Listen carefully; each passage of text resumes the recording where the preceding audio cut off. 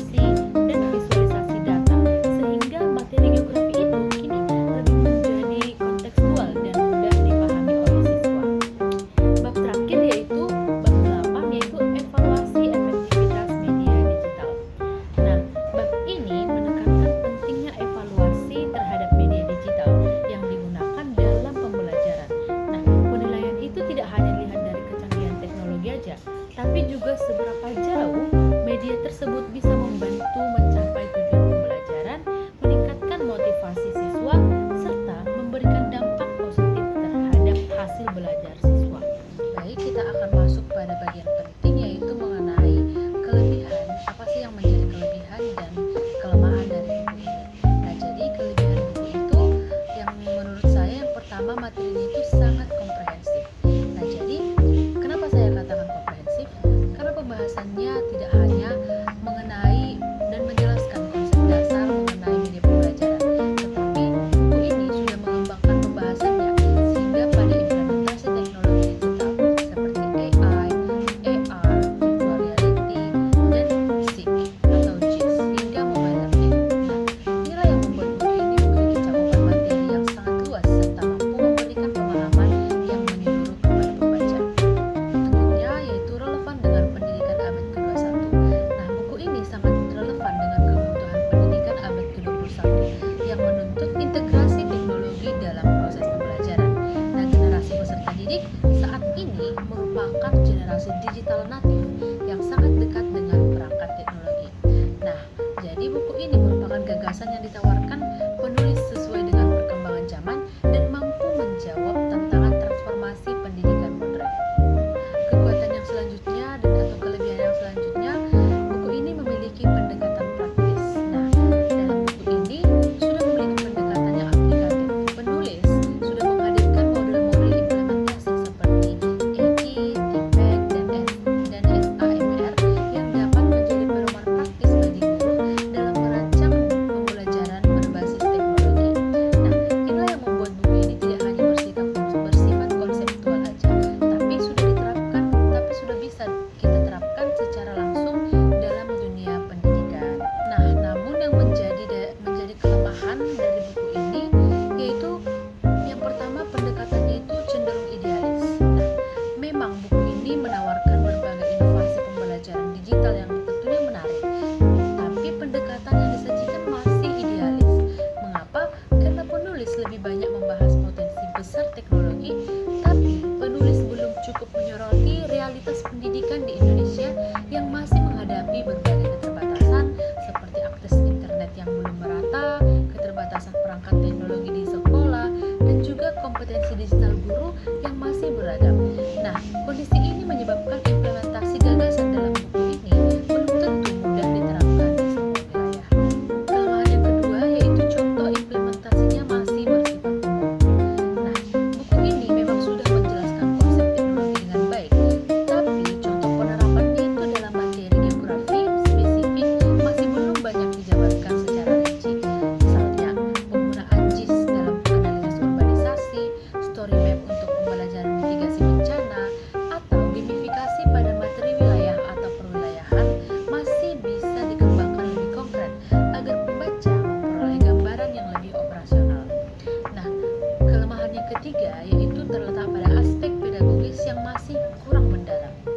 Nah, buku ini juga cenderung lebih fokus pada pembahasan teknologi dibandingkan transformasi pedagogis guru.